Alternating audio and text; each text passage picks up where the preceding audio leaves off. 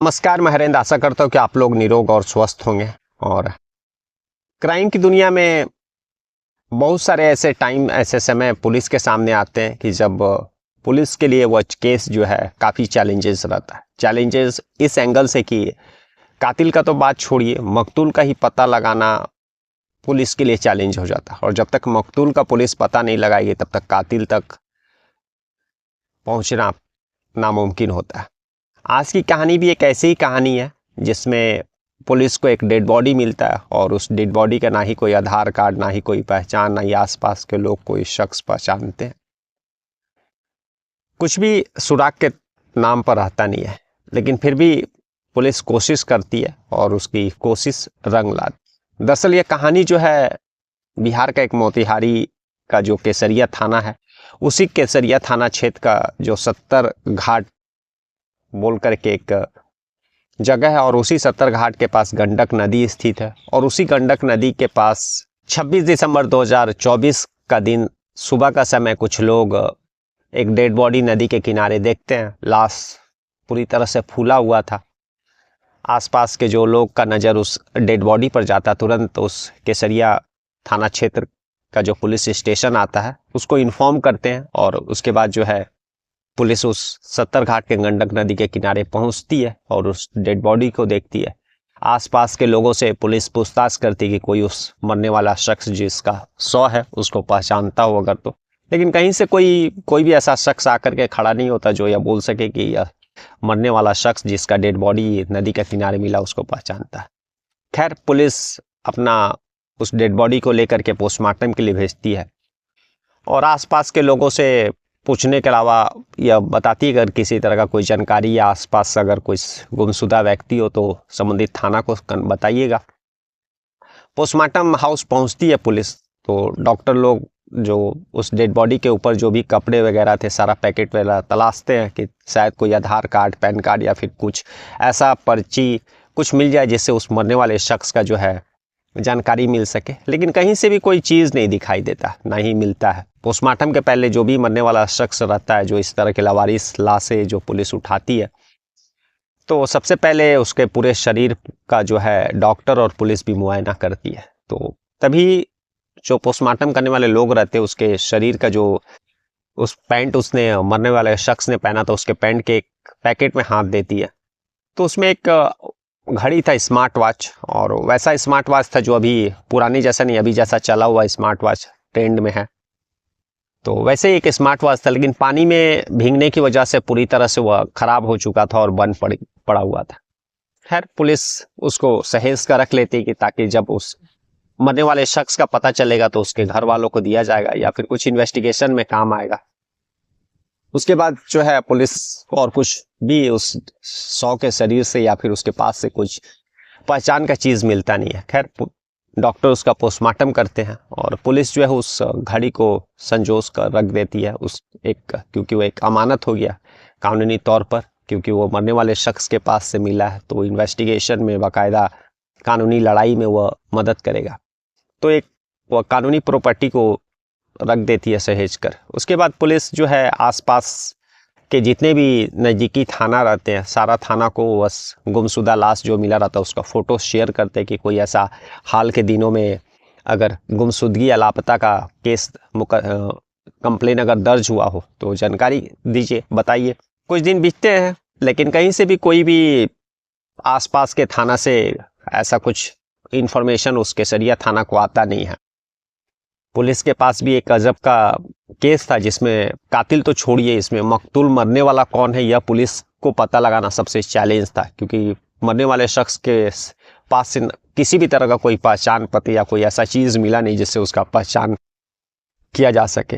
तभी एक दिन पुलिस बैठी हुई थी और जो उसका स्मार्ट वॉच बंद पड़ा हुआ उसके पैकेट से बरामद की थी पुलिस, उसको निकालती और फिर उसी स्मार्ट वॉच पर ध्यान देती है तो पता चलता है कि वह एक ब्रांडेड स्मार्ट वॉच है और बहुत ज़्यादा पुराना नहीं था। अब पुलिस उसी स्मार्ट वॉच का पता लगाती है कि आखिर इस शख्स के पैकेट से मिला तो इसने ज़रूर ख़रीदा होगा, और ख़रीदा होगा तो इसका बिल बना होगा, और बिल बना होगा तो इसका मोबाइल नंबर और बाकी एड्रेस उसमें ज़रूर दिया होगा। अब पुलिस उस ब्रांडेड जो स्मार्ट वॉच रहता है उसके कंपनी जो हेड ऑफिस रहता है उसका पता करती है। तो पता चलता है कि उस स्मार्ट वॉच का जो हेड ऑफिस है दिल्ली में है। अब दिल्ली के उस कंपनी से पुलिस संपर्क करती है और फिर उस स्मार्ट वॉच का सारा डिटेल जो है उस दिल्ली ऑफिस में भेजती है।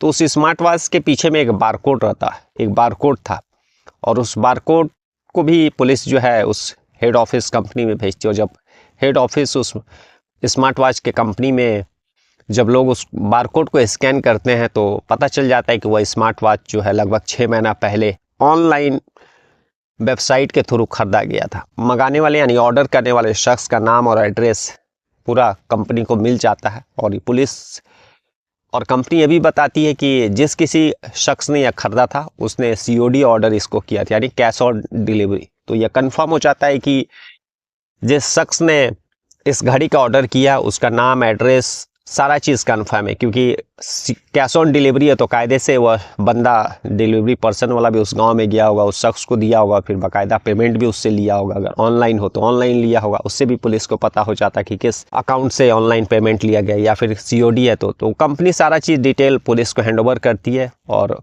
जब हैंडओवर करती है और जब लिफाफा पुलिस के हाथ में आता है उस घड़ी को खरीदने वाले शख्स का, तो पता चलता है कि यह घड़ी जो है 6 महीना पहले छपरा जिला के मशरक थाना क्षेत्र के एकौना गांव का रहने वाला राहुल नाम का एक शख्स, राहुल सिंह, ने इस घड़ी को 6 महीने पहले खरीदा था और COD था, उसने कैश ही पेमेंट किया था। सारा इतना डिटेल पुलिस के लिए काफ़ी था। अब पुलिस के लिए एक अंधेरे में तीर जैसा था, लेकिन अगर किस शख्स का नाम मिला था और उस घड़ी मरने वाले शख्स के पास से मिला था तो कायदे से पुलिस को जो है उस एड्रेस पर जाना ही। पुलिस की एक टीम जो है उस छपरा जिले के मशरक थाना क्षेत्र के एकौना गांव पहुंचती है और उस राहुल सिंह का एड्रेस पर पहुंचती है। और जब उसके घर पहुंचती है तो उसके घर में कायदे से और 2 भाई थे और भी परिवार के सदस्य लोग थे। पुलिस जो उस घड़ी के बारे में जानकारी लेती है तो भाई लोग सारा बताते हैं कि इस घड़ी को राहुल सिंह, जो उसका भाई मझिला भाई था, उसी ने मंगाया था 6 महीना पहले। और जब पुलिस उस राहुल सिंह के बारे में जानकारी प्राप्त करती है तो पता चलता है कि वह लगभग 10 दिनों 15 दिनों से घर से गायब है।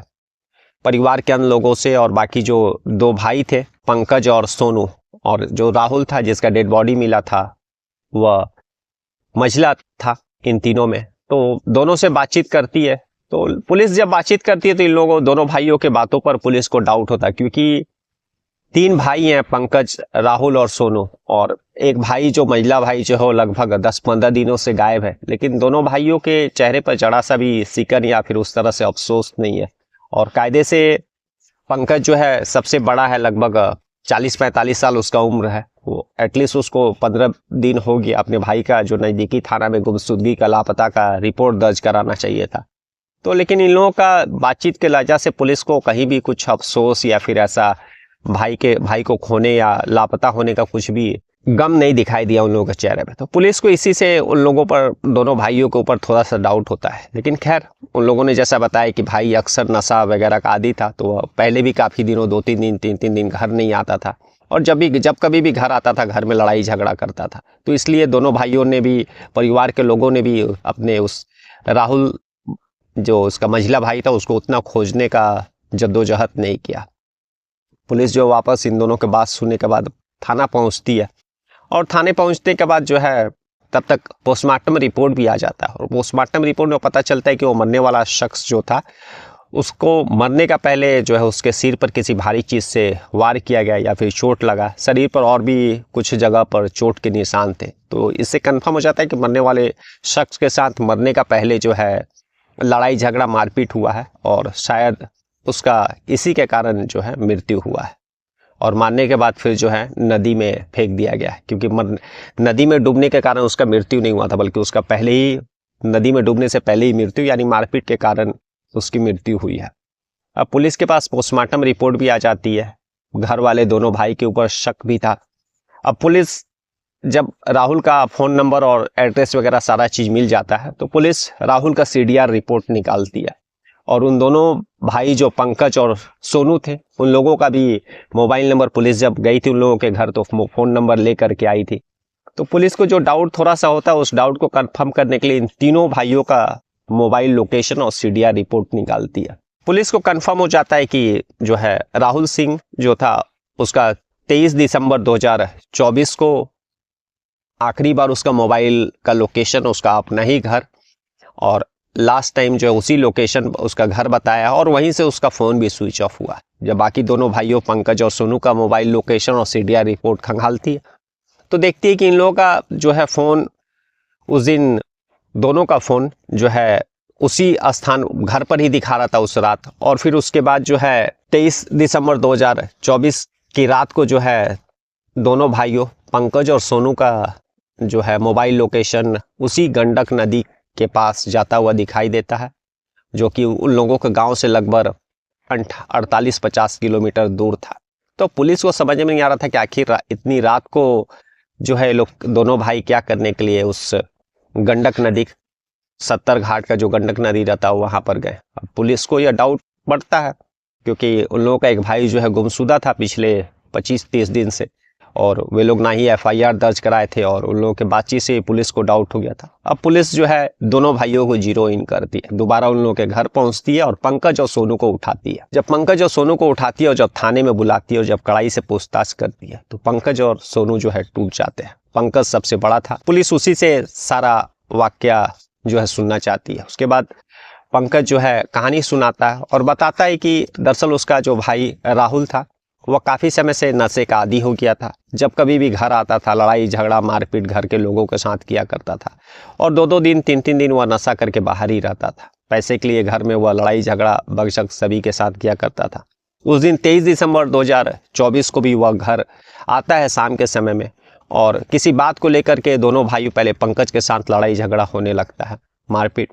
इसी बीच सोनू बीच बचाव में आता है, और इतना सारा चीज लड़ाई झगड़ा ये सब चल ही रहा था। जबकि जो राहुल था वह नशे में था, वह पंकज अपने बड़े भाई का गला पकड़ लेता है। ऐसा करते देखते हुए तुरंत जो सोनू छोटा भाई रहता है उसको, वह भी बीच में आ जाता और राहुल को मारने लगता है, उसको धक्का दे देता है। राहुल जो है तुरंत जो दरवाजा का कुंडी रहता है उसके ऊपर जो है उसका सिर टकरा जाता है, और चोट इतना गहरा था कि वह वहीं पर गिर के बेहोश हो जाता है। ये लोग दोनों भाई पंकज और सोनू डर जाते हैं और उसको और मारते हैं, और फिर जिसके कारण उसका मृत्यु हो जाता है। और मृत्यु होने के बाद जो ये लोग दोनों डर जाते हैं, अब इन लोगों को लाश को ठिकाना लगाना था, तो ये लोग और रात होने का इंतजार करते हैं। और लगभग 11 बजे के करीब में, रात में जब सारे गांव के लोग सो रहे थे, वे लोग अपना बाइक निकालते हैं और बाइक पर जो है अपना भाई राहुल का शव रखते हैं, और फिर दोनों उस शव को उस बाइक पर ले जा करके उसी मोतिहारी के केसरिया थाना क्षेत्र के 70 घाट का जो गंडक नदी है उसके किनारे में फेंक देते हैं। और फिर चुपचाप ये लोग वापस घर आ जाते हैं और आम जैसा ज़िंदगी बिता रहे थे बाकी समय से वैसे ही बिताने लगते, ताकि किसी को कोई शक नहीं हो। लेकिन जब पुलिस के पास यह सारा कहानी जब उसका भाई पंकज और फिर सोनू सुनाता है, तो पुलिस जो है बाकी घर में जिस चीज़ से लोग लड़ाई वगैरह किए थे, राहुल को मारे थे, वह चीज़ भी पुलिस बरामद करती है फॉरेंसिक के लिए एविडेंस के तौर पर, और फिर दोनों को गिरफ्तार करके जेल भेजती है। तो अभी फ़िलहाल दोनों अभी कानूनी हिरासत में है और अभी तो सुनवाई भी शुरू नहीं हुआ। लेकिन यह कहानी एक ऐसी कहानी थी जिसमें पुलिस एक तरह से पूरी तरह से ब्लाइंड मर्डर केस था।